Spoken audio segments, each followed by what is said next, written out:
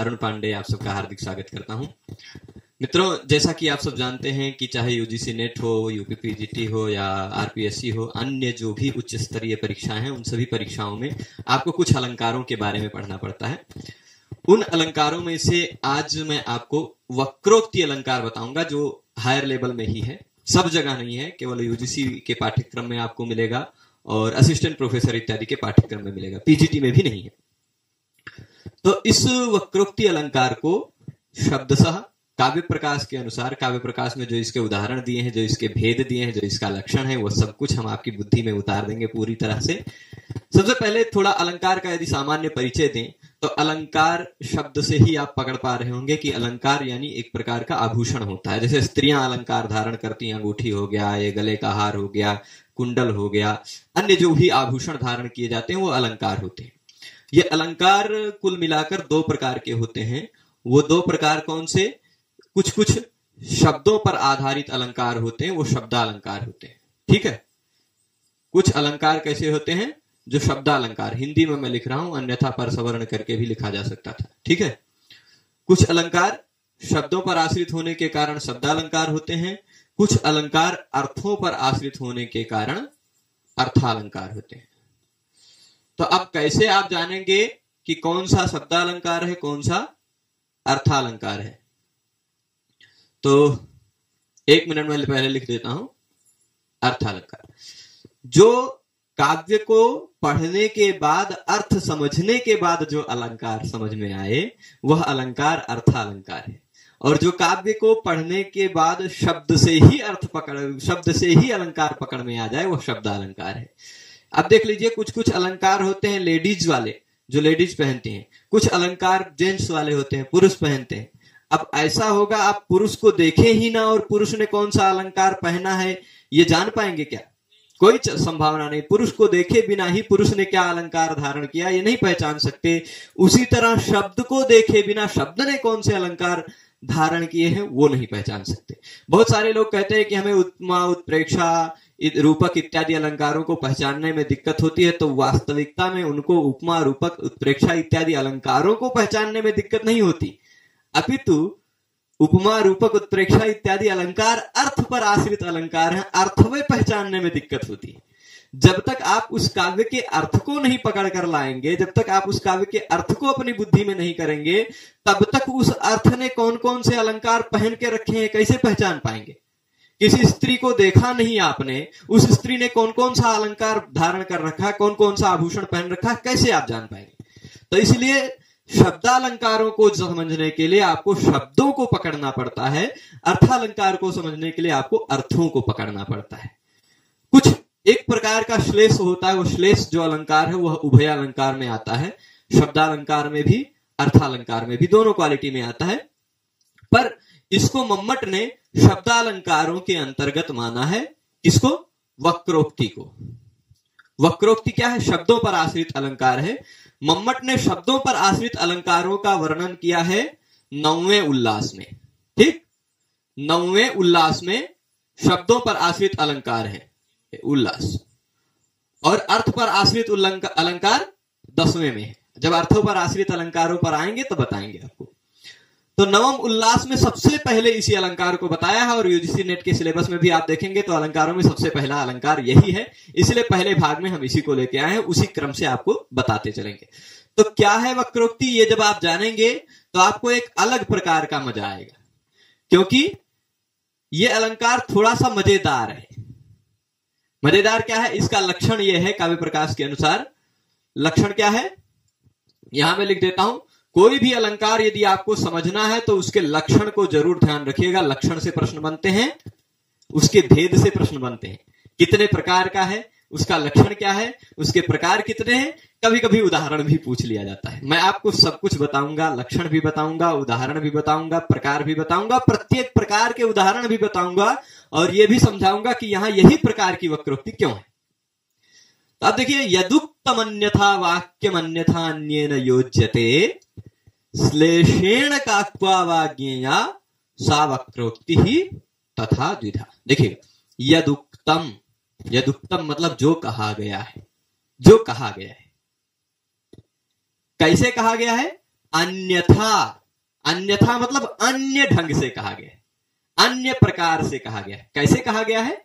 अन्य ढंग से, अन्य प्रकार से या अन्य अर्थ में कहा गया है। क्या? वाक्यम, वाक्य।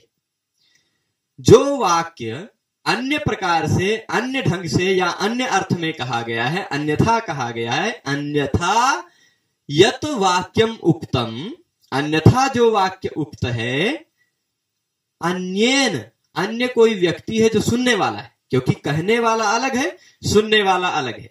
अन्येन वो सुनने वाले ने, अन्य जो व्यक्ति है उसने अन्यथा योज्यते, वो अन्य ढंग से समझ लेता है।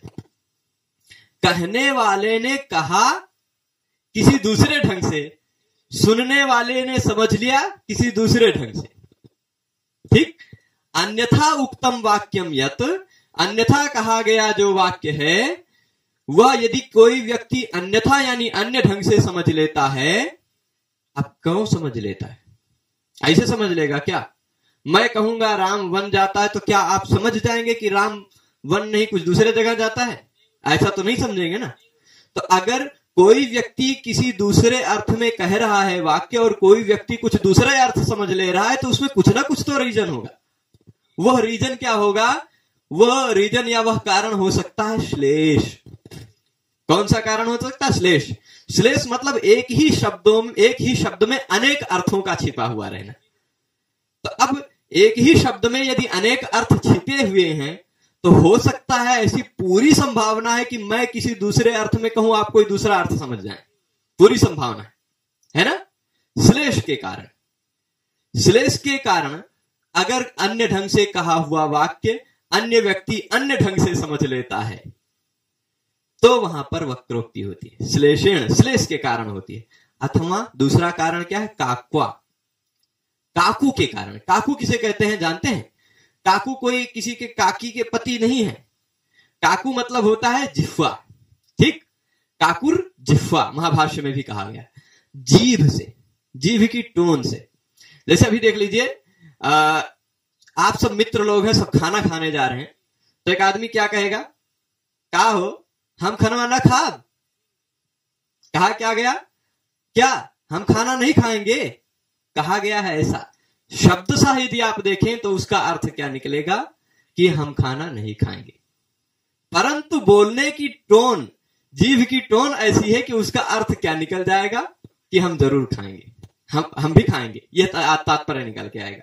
तो काकू के कारण भी कभी कभी एक शब्द में दो अर्थ होते हैं। नकारात्मक कहा जाता है वो सकारात्मक समझ लिया जाता है, सकारात्मक कहा जाता है वो नकारात्मक समझ लिया जाता है। किसके कारण? काकू के कारण, जीभ की टोनिंग के कारण, बोलने की एक प्रकार की उसके कारण, बोलने की गतिमत्ता के कारण। ठीक है? तो श्लेष के कारण या काकू के कारण। श्लेष का फिर से मैं तात्पर्य बता दूं कि एक ऐसा शब्द जिसमें एक से ज्यादा अर्थ भरे हों, एक ऐसा शब्द जिसको भंग करके या बिना भंग किए। श्लेष हमेशा दो दो ढंग से होता है, या तो टुकड़ा करके अलग टुकड़ा करके अलग अर्थ निकाला जाए, या तो बिना टुकड़े के ही दो अर्थ हो, तो ऐसा शब्द हो, या फिर बोलने की टोनिंग अलग हो। तो इन दोनों कारणों से अलग अर्थ में कहा हुआ व्यक्ति, अलग अर्थ में कहा हुआ वाक्य अलग अर्थ में सामने वाला व्यक्ति समझ लेता है, तो क्या होता है? फिर से मैं यहां टिक करता जाता हूं। जो वाक्य अन्य ढंग से कहा गया, ठीक, उक्तम, अन्य व्यक्ति ने अन्य ढंग से उसको युक्त कर लिया, अर्थ समझ लिया, योग मान लिया उसका अन्य ढंग से। किस कारण से? श्लेष के कारण से अथवा काकू के कारण से। तो काकू के कारण से अथवा, ये वाह कह रहे हैं, अथवा श्लेष के कारण से।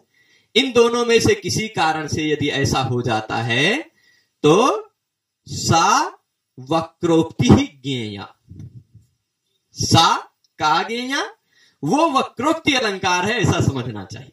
ठीक है? फिर से एक बार पूरे इस वाक्य का लक्षण का सारांश बता देता हूं।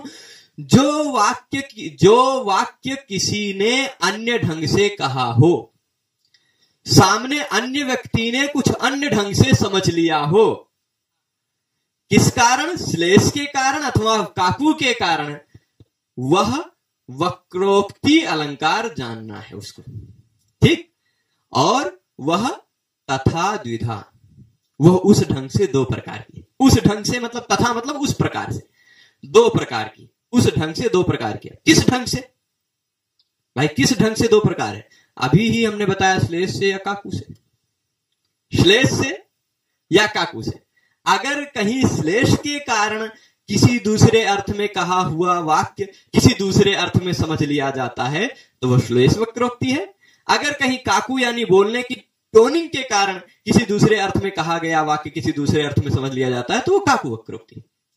ये दो प्रकार की वक्रोक्ति होगी। यहां हमने नीचे लिखा भी है, आप देख पा रहे होंगे कि वक्रोक्ति अलंकार दो प्रकार के होते हैं, ठीक। श्लेष वक्रोक्ति, काकू वक्रोक्ति। श्लेषेण काक्वा वाग्येया सा वक्रोक्ति तथा द्विधा। तो इसका लक्षण हम समझ के रखिएगा। यदुक्तम अन्यथा वाक्यम अन्यथा अन्येन योज्यते श्लेषेण काक्वा वाग्येया सा वक्रोक्ति तथा द्विधा। वो श्लेष और काकू से दो प्रकार की वक्रोक्ति होती है। कब श्लेष वक्रोक्ति होती है, किस तरह से श्लेष वक्रोक्ति होती है, कब काकू होती है और किस तरह से होती है, इसको समझा देते हैं। तब देखिए, पहले श्लेष वक्रोक्ति को देखते हैं, पदभंग श्लेष वक्रोक्ति। देखिए, हमने बताया है दो ही प्रकार की वक्रोक्ति, पर श्लेष और काकू से। पर श्लेष क्या होता है, कभी कभी टुकड़ा काटने पर श्लेष निकल के आता है, कभी कभी टुकड़ा किए बिना ही निकल के आ जाता है। यानी कभी कभी क्या होता है, एक शब्द के दो अर्थ निकालने के लिए कभी कभी शब्दों का भंग करना पड़ता है, ठीक। और कभी कभी क्या होता है कि एक शब्द के दो अर्थ निकालने के लिए शब्दों का भंग नहीं करना पड़ता। तो जहां भंग करना पड़ता है, अभी समझ जाएंगे, उदाहरण को जब समझाऊंगा तो समझ जाएंगे। जहां पर शब्द का भंग करने से श्लेष निकल के आता हो पदभंग श्लेष है। जहां पर शब्द का भंग किए बिना अर्थ दो निकल आते हैं, दो या दो से ज्यादा, वह अभंग श्लेष है, ठीक है। बिना भंग किए, बिना और भंग किए, है तो श्लेष ही ना, है तो श्लेष वक्रोक्ति है। चाहे पदभंग श्लेष वक्रोक्ति हो चाहे अभंग श्लेष वक्रोक्ति हो, है वह श्लेष वक्रोक्ति। इसको दो भेद अलग अलग मत कीजिएगा। तीन उदाहरण दिए हैं क्योंकि श्लेष के दो भेद हो जाते हैं, इस कारण से तीन उदाहरण टोटल दिए हैं, पर मुख्यतः वक्रोक्ति तथा द्विधा।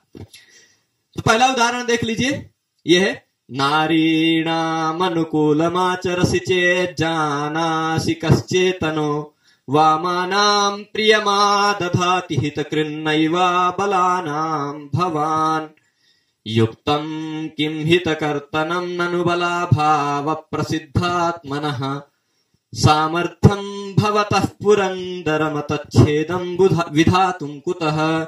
यह है पद्य। इसमें दो लोग संवाद कर रहे हैं, ठीक है। दो लोग संवाद कर रहे हैं।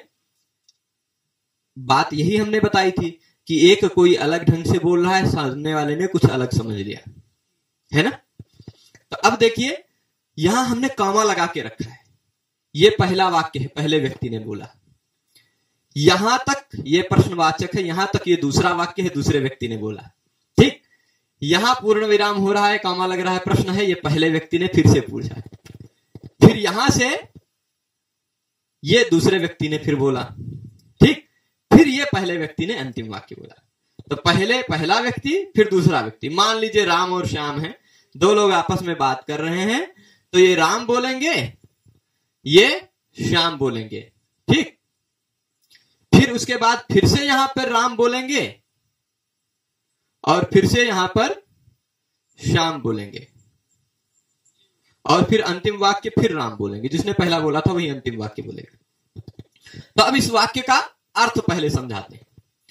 पहला वाक्य क्या है, नारीणाम अनुकूलमाचरसि चेत जानासि। नारीणाम अनुकूलमाचरसि चेत जानासि, यहां आपको अलग अलग दो टुकड़े कर लेने हैं। इसको पहले 1 मिनट में ऐसे कर देता हूं, देख लीजिए। चेत जानासि, ता को ज हो गया है झलाम जशोंते से, ठीक। चेत जानासि, चेत मतलब यदि। चेत का मतलब क्या होता है, यदि नारी के अनुकूल आचरण करते हो तो तुम समझदार हो, ठीक है। नारीणाम अनुकूलम आचरसि चेत जानासि, ठीक। जानासि मतलब समझदार हो, ऐसा अर्थ लीजिए। तुम ज्ञानी हो, तुम समझदार हो, तुम क्या हो, जानते हो। अगर चेत यानी यदि नारीणाम अनुकूलम आचरसी, नारीणाम मतलब स्त्री नाम, नारीणाम का क्या तात्पर्य होगा, स्त्री नाम, अनुकूलम यानी योग्य, जो वो चाहती है, जो स्त्रियां चाहती हैं वैसा यदि तुम आचरण करते हो, चेत जानासी। ठीक, वस्तुतः पहले व्यक्ति ने यह अर्थ में नहीं कहा है। ठीक, पहले व्यक्ति ने किस अर्थ में कहा है, पहले व्यक्ति में यहां आपको साफ साफ जो दिख रहा है वो हम पहले अर्थ बताए, पर यह क्या है, ये पद भंग श्लेष है, भंग करना पड़ेगा, टुकड़े में बांटना पड़ेगा। यहां क्या है, दूसरा अर्थ भी निकलेगा। दूसरा अर्थ क्या निकलेगा, न अरीणाम। ठीक, न अरीणाम, अरी कहते हैं शत्रु को, यहां ऐसा लिख देता हूं मैं, न प्लस अरीणाम, तो भंग किया ना, इसी शब्द को जो नारी नाम है उसी को हमने भंग किया, शब्द को भंग किया, इसलिए एक शब्द से दो अर्थ निकला, तो इसलिए पद भंग श्लेष है। अब वक्रोक्ति कैसे होगी वो अभी समझाते हैं। ठीक, तो कह रहे शत्रुणाम, अरिणाम मतलब शत्रुणाम, अनुकूलम न आचरसी चेत जानासी, ये अर्थ है। अरिणाम मतलब शत्रुओं के, अनुकूलम यानी अनुकूल, न आचरसी चेत जानासी, नहीं शत्रुओं के अनुकूल आचरण तुम नहीं करते तो तुम समझदार हो, ये तात्पर्य है। ठीक, शत्रुणाम यानी अरिणाम हो गया, अनुकूलम यानी उनके अनुकूल, शत्रुओं के अनुकूल आचरण यदि करते हो, आचरण यदि नहीं करते हो, ना नहीं करते हो, चेत जानासी तो तुम समझदार हो। ये किसने कहा, पहले व्यक्ति ने। किसने, राम ने। राम ने श्याम से कहा कि तुम शत्रुओं के अनुकूल आचरण नहीं करते तो तुम समझदार हो, पर उसने क्या समझ लिया, जो हमने पहले समझाया वो वाला समझ लिया, है ना, कि स्त्रियों के अनुकूल आचरण करते हो तब तुम समझदार हो, है ना। उसने क्या समझ लिया, थोड़ा रहा होगा स्त्री वाला, मतलब स्त्री के प्रेम में पड़ा रहने वाला, तो उसने क्या समझ लिया कि स्त्रियों के अनुकूल आचरण करते हो तो तुम समझदार हो।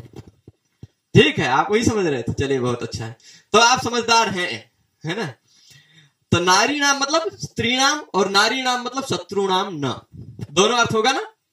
तो इसका तात्पर्य होगा, दोनों अर्थ में दो तात्पर्य क्या हो जाएगा, उसने कहा, मान लीजिए उसने नारी वाला कहा होगा तो सामने वाले ने शत्रु वाला समझ लिया होगा, या मान लीजिए शत्रु वाला कहा हो तो उसने नारी वाला समझ लिया हो। अन्य ढंग से कहा हुआ वाक्य सामने वाले ने अन्य ढंग से समझ लिया, यही होती है वक्रोक्ति। पर अभी यहां पूरा नहीं हुआ, अभी पूरे अंत तक चलते रहिए, देखिए दोनों लोग पागल कैसे बात कर रहे हैं।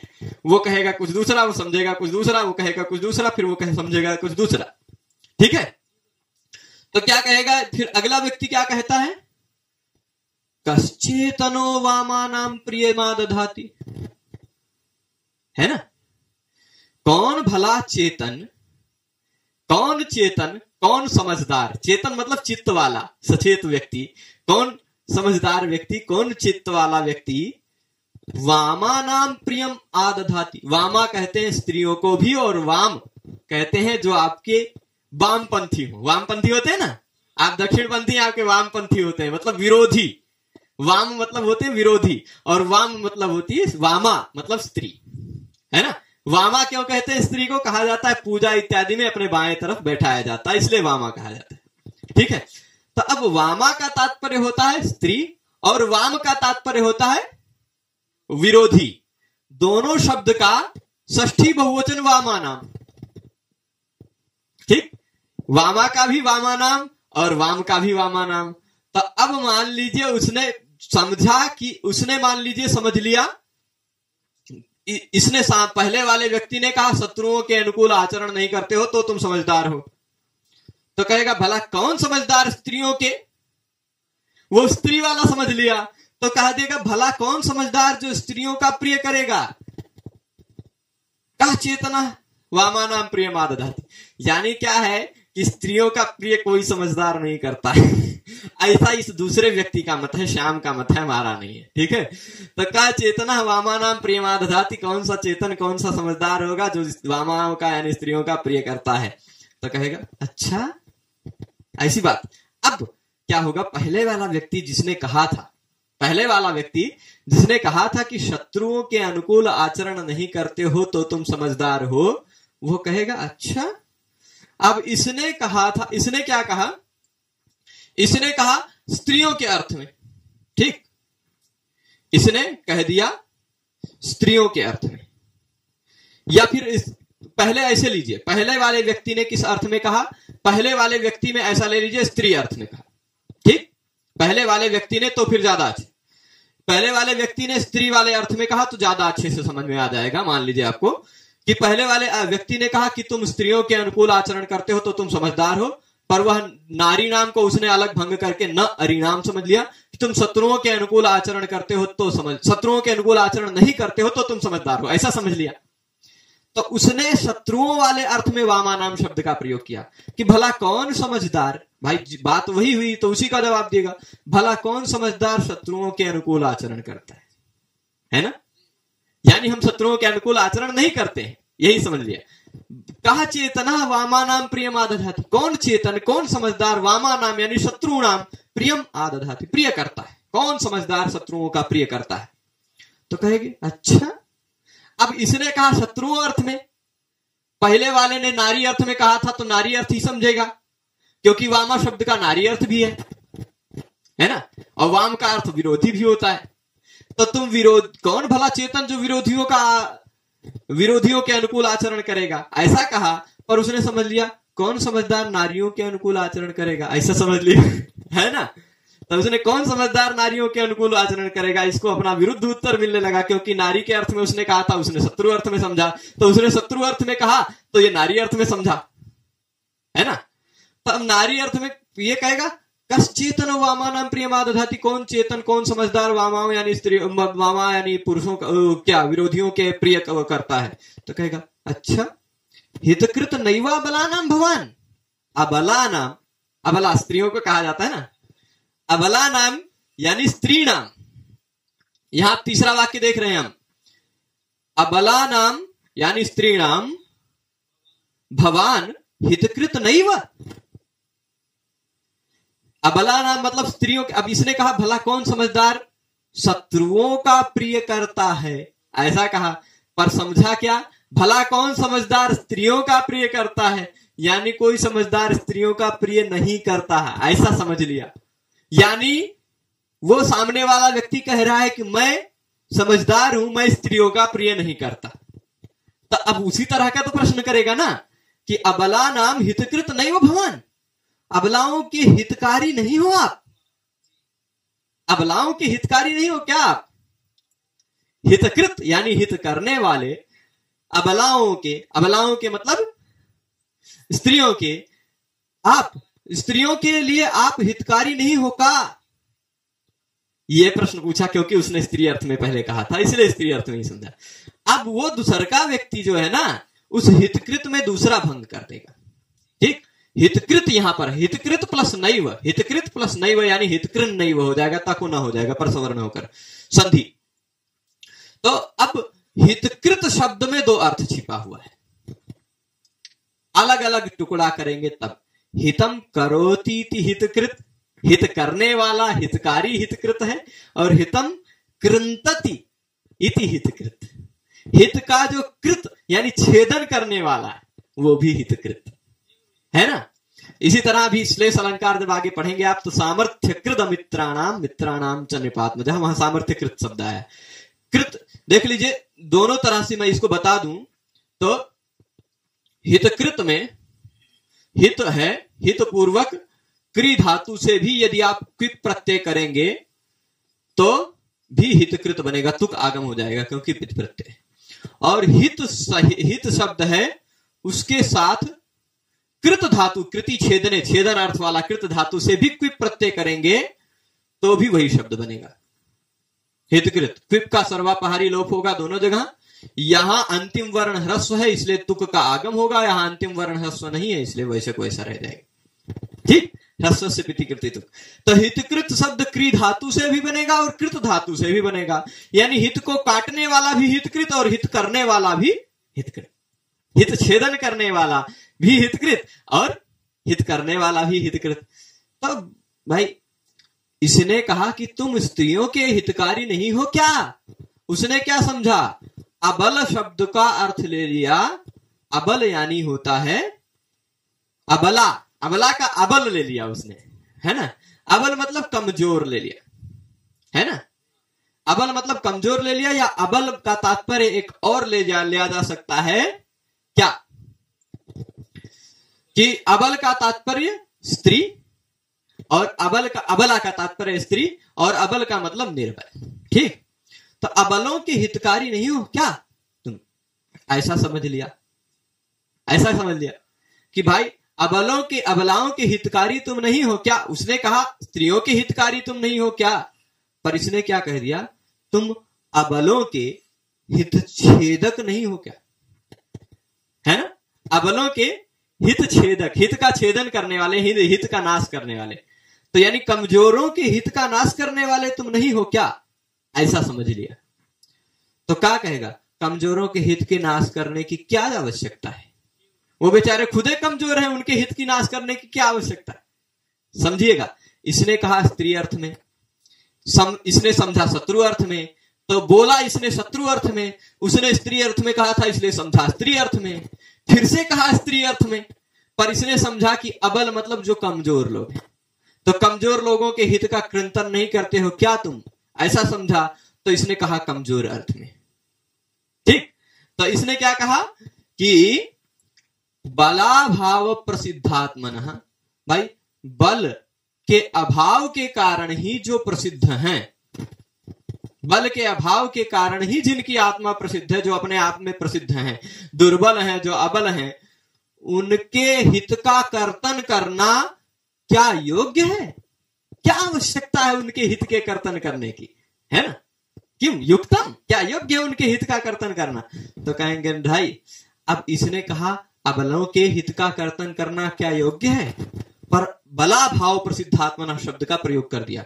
अब बला भाव प्रसिद्धात्मना शब्द से दूसरा अर्थ भी लिया जा सकता है। बल नाम का एक राक्षस था जो बृहस्पति के गायों को चुरा ले गया था, उसको इंद्र ने मारा था, तो बल का अभाव किया था किसने? इंद्र ने। तो बल के अभाव के कारण जो प्रसिद्ध हो गए थे, बल नामक असुर, बलासुर के अभाव करने के कारण जो प्रसिद्ध हो गए थे, ऐसे इंद्र। तो ये कहेगा कि भाई दुर्बलों के, अबलों के, कमजोरों के हित का कर्तन करना क्या आवश्यकता है, क्या जरूरी है। अब उसने क्या समझ लिया कि इंद्र के हित का कर्तन करना क्या जरूरी है, समझ लिया। कहा अन्य अर्थ में, समझ लिया अन्य अर्थ में, है ना। कहा क्या? अबलों, यानी अबलों के, जो बल के अभाव के कारण ही प्रसिद्ध हैं, उनके हित करने की, हित का क्रंतन करने की, हित का छेदन करने की क्या आवश्यकता है। तो उसने समझ लिया कि इंद्र के हित का छेदन करने की क्या आवश्यकता है। तो अब कहेगा इंद्र के हित का छेदन करने की तुम्हारी औकात कहां है ना। तो क्या कहेगा? सामर्थ्यम भवतः, भवतः मतलब तुम्हारा सामर्थ्य इंद्र के मत का छेद करने में भला कहां। पुरंदर इंद्र का नाम है, ठीक। पुरंदर, मघवा, बिडौजा, पाकशासन इत्यादि बहुत सारे नाम है। तो पुरंदर के मत का, इंद्र के मत का छेदन करना, कर्तन करना, विधातुम यानी कर्तुम, करने में भला तुम्हारा कहां से सामर्थ्य। ठीक है, फिर से मैं एक दोनों का संवाद बोल देता हूं। मान लो, अब इसमें शब्दशः नहीं बताता हूं, पर ऐसा समझ लीजिएगा वक्रोक्ति क्या है कि राम ने कहा श्याम से कि तुम स्त्रियों के अनुकूल आचरण करते हो तो तुम समझदार हो। श्याम ने समझ लिया कि तुम शत्रुओं के अनुकूल आचरण नहीं करते हो तो समझदार हो। तो कहेगा भला कौन समझदार शत्रुओं के अनुकूल आचरण करता है? श्याम कहेगा भला कौन समझदार शत्रुओं के अनुकूल आचरण करता है। अब वो शत्रुओं को समझ लिया स्त्री, भला कौन समझदार स्त्रियों के अनुकूल आचरण करता है।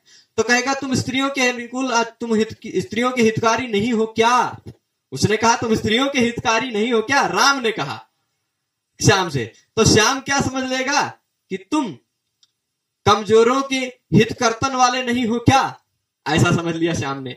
तो श्याम कहेगा कमजोरों के हित का कर्तन करने की क्या आवश्यकता है, कमजोरों के हित कर्तन करने की क्या आवश्यकता है। कहा श्याम ने पहले से ही बेचारे कमजोर हैं, उनके हित के कर्तन की क्या आवश्यकता। वो समझ लेगा कि इंद्र के हित के कर्तन की क्या आवश्यकता है। समझ लेगा तो कहेगा कि इंद्र के हित का कर्तन करने की तुम्हारी औकात कहां से है, तुम्हारा सामर्थ्य कहां से है ना। तो ये हुआ, ये है वक्रोक्ति कि वक्रोक्ति में जो वाक्य किसी ने किसी दूसरे ढंग से कहा हो, सामने वाले ने किसी दूसरे ढंग से समझ लिया हो, वही वक्रोक्ति है। वह श्लेष के कारण होती है या तो काकू के कारण होती है। यहां श्लेष है। श्लेष क्या है? नारी नाम शब्द में दो अर्थ छिपा हुआ है, न अरिणाम और शत्रु नाम। न अरिणाम मतलब शत्रु नाम, न ये तात्पर्य होगा, और नारी नाम मतलब स्त्री नाम। उसी तरह यहां पर वामा नाम में भी वाम शब्द और वामा शब्द दोनों छिपा। वाम मतलब विरोधी, वामा मतलब स्त्री, तो दोनों अर्थ शब्द छिपा हुआ श्लेष है। भंग करके श्लेष निकल के आएगा। उसी तरह यहां क्या है? हितकृत में हितकारी और हितकर्तन करने वाला दोनों अर्थ छिपा हुआ श्लेष है। ठीक है। अब फिर इसके बाद बलाभाव प्रसिद्धात्मना में दो अर्थ है, बल का अभाव और बल का अभाव, बलासुर का अभाव और बल का अभाव, दोनों अर्थ छिपा हुआ है पद का भंग करने पर। ठीक। और इस तरह से यहां भंग श्लेष है, पद का भंग करना पड़ रहा है। नारी नाम अलग है और न अरि नाम अलग है, टुकड़ा करना पड़ता है, अलग ढंग से भंग करना पड़ता है अलग। इसलिए पदभंग श्लेष का यह उदाहरण, और श्लेष के कारण यहां वक्रोक्ति है, इसलिए पदभंग श्लेष वक्रोक्ति हो।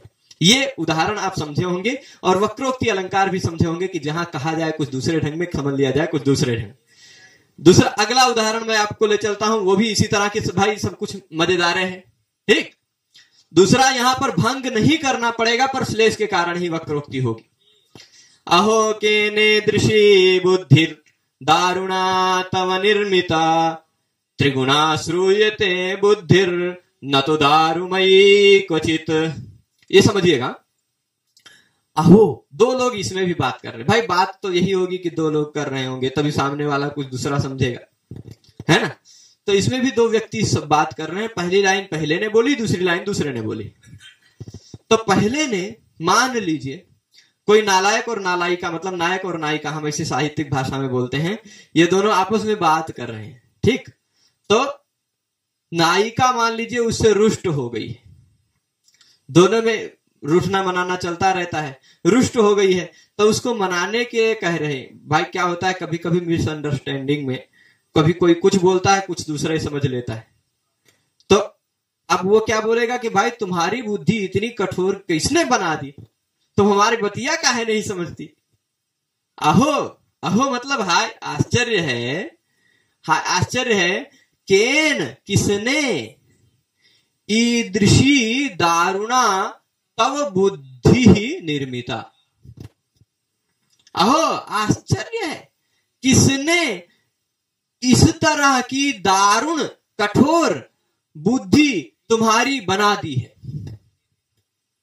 किसी भी प्रसंग पे हो सकता है, नायिका ने नायक से कहा हो, नायक ना समझ रहा हो उसकी बात को, है ना, उसकी बात ना मान रहा हो, बार बार कह रही हो, उसका बात ना मान रहा हो, तो वो हो सकता है नायक से ही कह दी हो कि अरे हाय किसने तुम्हारी इतनी कठोर बुद्धि बना दी है। ऐसा भी हो सकता है ना। खाली तात्पर्य यही इतना है, अहो किसने इस तरह की दारुण कठोर भीषण बुद्धि तुम्हारी बना दी है। अब बुद्धि कौन बनाता है भाई? ब्रह्मा जी। ब्रह्मा जी। ठीक। तो ब्रह्मा जी ने बुद्धि बनाई है, लेकिन ये पूछ रहा है, नायक या नायिका पूछ रहा है या पूछ रही है कि किसने तुम्हारी इस दारू से दारुणा मतलब कठोरा बुद्धि बना दी। अब दारुणा शब्द ही है ना, इसमें दो अर्थ है। ठीक। दारुणा का तात्पर्य होता है, देख लीजिए मैं यहां लिख देता हूं, दारुणा का दो तात्पर्य आप ले सकते हैं। एक का तात्पर्य होगा कठोरा। ठीक, कठोरा बुद्धि, कठोर क्लियर। ठीक। और दारुणा शब्द में एक शब्द है दारू। दारू किसे कहते हैं? लकड़ी को। पीने वाले को मत समझिएगा, कुछ लोग, कुछ हो सकता है कि वो समझने लगे। तो दारू, देव दारू होता है ना, तो दारू मतलब होता है लकड़ी। उस दारू शब्द का आप जैसे मधु का मधुना, वारी का वारिना, वैसे दारू का तृतीया एक वचन। तो दारुणा मतलब काष्ठेन। दूसरा अर्थ लिया जा सकता है ना इसका, क्या अर्थ लिया जा सकता है? काष्ठेन। अरे तुम्हारी बुद्धि लकड़ी से किसने बना दी है, ये अर्थ समझ लिया। समझ क्या लिया? कहा गया कि अरे तुम्हारी बुद्धि इतनी दारुणा किसने बना दी है, कठोरा किसने बना दी है, ऐसा अर्थ में कहा गया। समझने वाले ने समझ लिया कि तुम्हारी बुद्धि लकड़ी से किसने बना दी है। ठीक, केन अहो हाय, किसने ईदृशी ऐसी लकड़ी से तुम्हारी बुद्धि बना दी है। ठीक, तो अब क्या कहेगा भाई, हमने तो सुना है कि बुद्धि 3 गुण से बनती, सत्व रजस तमस से, लकड़ी से बुद्धि बनती, वैसा तो हमने सुना ही नहीं है। वही बात वो दूसरा व्यक्ति उत्तर में दे देगा, त्रिगुणा श्रूयते बुद्धि, हमने तो सुना है, श्रूयते मतलब सुना है, त्रिगुणा बुद्धि 3 गुण से बनता है। सत्व रजस तमस की साम्यावस्था होती है या विषम्या, इन सबको अन्योन्य एक दूसरे को मिलाकर सत्व रजस तमस गुण, इन तीनों गुणों को मिलाकर बनती है बुद्धि। हमने तो ऐसा सुना है। न तो दारुमयी कुचित, हमने लकड़ी की बुद्धि तो कहीं नहीं सुनी। ठीक है, अब ये अर्थ भी समझ गए होंगे आप कि कहा गया किसी दूसरे अर्थ में, समझने वाले ने किसी दूसरे अर्थ में समझ लिया, है ना। फिर से बता दूं तो अहो आश्चर्य है कि तुम्हारी किसने इस प्रकार की कठोर बुद्धि तुम्हारी बना दी है। उसने समझा क्या, आश्चर्य है कि किसने इस प्रकार की लकड़ी से तुम्हारी बुद्धि बना दी है। समझने वाले ने समझ लिया। दूसरा तो कहेगा कि 3 गुण वाली हमने बुद्धि सुनी है, लकड़ी वाली तो बुद्धि हमने सुनी ही नहीं है। ठीक है, तो ये आप समझ गए होंगे, कहा गया किसी दूसरे अर्थ में, समझने वाले ने समझ लिया कुछ दूसरे अर्थ में, इसलिए है वक्रोक्ति। पर यह वक्रोक्ति किस कारण है, क्योंकि इसी एक शब्द में 2 अर्थ छिपा हुआ है, 2 अर्थ छिपा हुआ है दारुणा में। पर आप बताइए, दारुणा के टुकड़े करने पड़ते हैं तो क्या, जैसे नारी नाम को हमें टुकड़ा करना पड़ता था, नारी नाम अलग और न अरि नाम अलग, वैसे दारुणा शब्द का टुकड़ा करना नहीं पड़ता। दारुणा शब्द का कठोरा भी अर्थ निकल आता और दारुणा ही शब्द का लकाष्ठेन अर्थ भी निकल आता, बिना भंग किए, बिना भंग किए। वहां नारी नाम अलग भंग था, न अरि नाम अलग भंग था। ठीक, हाँ, तो वहां भंग के साथ था, यहां भंग किए बिना ही एक शब्द से 2 अर्थ निकल रहा है। उसने कहा किसी दूसरे अर्थ में, उस सामने वाले ने समझा किसी दूसरे अर्थ, इसलिए यहां अभंग श्लेष वक्रोक्ति है, पर है तो श्लेष वक्रोक्ति।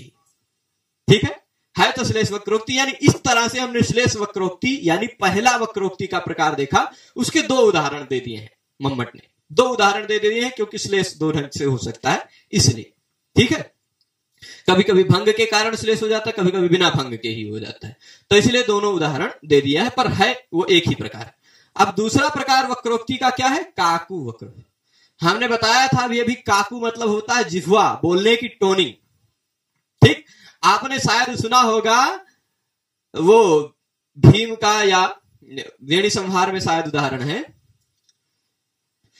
कि उसने कहा है भीम ने, मथनामि कौरव शतम समरे न कोपात, मथनामि कौरव शतम समरे न कोपात, दुःशासनस्य रुधिरम न पिबाम्युरस्तः। तात्पर्य क्या है कि मैं अपने कोप से समरांगण में 100 कौरवों को नहीं मारूंगा, न मथनामि, नहीं मंथन करूंगा 100 को, और दुःशासनस्य रुधिरम न पिबाम्युरस्तः, दुःशासन के उरस्थल से रुधिरम न पिबामि, रुधिर नहीं पीऊंगा। पर भीम ने बोलने की टोनिंग ऐसी थी भीम की कि मैं समरांगण में क्या कौरव शतम को नहीं मारूंगा, मतलब अवश्य मारूंगा। क्या मैं दुशासन के उरस्थल से रुधिर नहीं पीऊंगा, मतलब अवश्य पीऊंगा। पर यहां 2 अर्थ है। शब्दशः साधारण व्यक्ति अलग अर्थ समझ सकता है, पर असाधारण व्यक्ति जो उसके टोनिंग को समझेगा वो दूसरा अर्थ ही समझेगा, है ना। पर वहां पर वक्रोक्ति नहीं है, वहां वक्रोक्ति नहीं है, वहां काकू के कारण 2 अर्थ है, ये हमारा कहने का तात्पर्य था। वहां वक्रोक्ति नहीं है। वक्रोक्ति कहां होती, जहां कहा जाए कुछ दूसरे अर्थ में, समझा जाए कुछ दूसरे अर्थ। इस उदाहरण को देखिएगा, गुरुजन परतंत्रतया दूरतरम देशमुद्यतो गंतुम अलिकुल कोकिल ललिते नैष्यति सखी सुरभि समये सौ। देखिए, पहले के समय में आप जानते थे, आज भी होता है गांवों में, शादी हो जाती है थोड़ी छोटे उम्र में, फिर दोनों लोग पति पत्नी बन के आते हैं, गौना होता है, फिर अपने घर में आ जाते हैं, फिर कुछ दिन रहते हैं, फिर अब घर चलाना है तो फिर पति देव को भेज दिया जाता था दूसरे देश, लुधियाना चलो, दिल्ली मुंबई कहीं जाओ, कमा के आओ, कमाओ, है ना, कमाने के लिए भेज दिया जाता था ना। लेकिन इस कमाने के लिए भेजने में कुछ हो जाता था। क्या हो जाता था? दोनों नव दंपतियों का वियोग हो जाता था ना। तो उन दोनों के प्रेम का वियोग जो है, उस प्रसंग के बारे में यहां कहा है।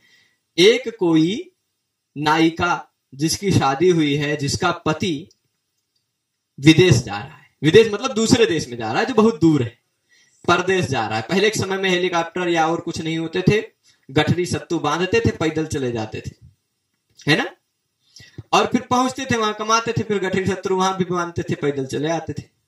ऐसे ही कमाने का वो था। तो अब वो दूर तर देश जा रहा है, थोड़े ना दौड़ दौड़ के बार बार आएगा। क्यों जा रहा है? मेरा पति, ऐसा समझ लीजिए, गुरुजन परतंत्रता। गुरुजन का गुरु अर्थ मत लीजिएगा, पढ़ाने वाला विद्वान। गुरु मतलब जो बड़ा होता है उसको भी गुरु कहा जाता है। घर में जो गुरुजन है, घर में जो बड़े बूढ़े लोग हैं, उनसे परतंत्र है। मेरा पति स्वतंत्र नहीं है, परतंत्र है, बंधा हुआ है। क्योंकि अपने बड़े बूढ़े लोग कह रहे हैं कि घर से जाओ, कहीं कुछ कमा के लाओ। तो परतंत्र होने के कारण, स्वतंत्र न होने के कारण, गुरुजन परतंत्रतया, गुरुजनों से परतंत्र होने के कारण, दूर तरम, बहुत दूर, बहुत दूर, तरप प्रत्यय लगा है। वो तरप होता अति वो द्विवचन विभज्यो पदे तरप, ये सुनो, तरप और ये सुन प्रत्यय होता, उसमें से तर है। यह मतलब क्या होता? दो में से किसी एक, कुछ दूर और दूरतर, दूर और दूरतर। दूर मतलब होता है थोड़ा दूर, उससे थोड़ा और ज्यादा दूर होता है दूरतर, ठीक। और दूरतम जो अपने यहां से सबसे ज्यादा दूर हो, पर ऐसा कुछ है ही नहीं, क्योंकि सबसे ज्यादा दूर उस तरफ से घूमते घूमते जाएंगे, फिर इसी तरफ पहुंच, या हो सकता है कि उत्तरी ध्रुव से दक्षिणी ध्रुव सबसे ज्यादा दूर, है ना, तो दूरतम होगा, पर ये दूरतर कह रहे। बहुत ज्यादा दूर देश, बहुत ज्यादा दूर देश को गंतुम उद्यतः, जाने को उद्यत है, जाने को उद्यत है, जाना चाह रहा है। किस लिए जाना चाह रहा है?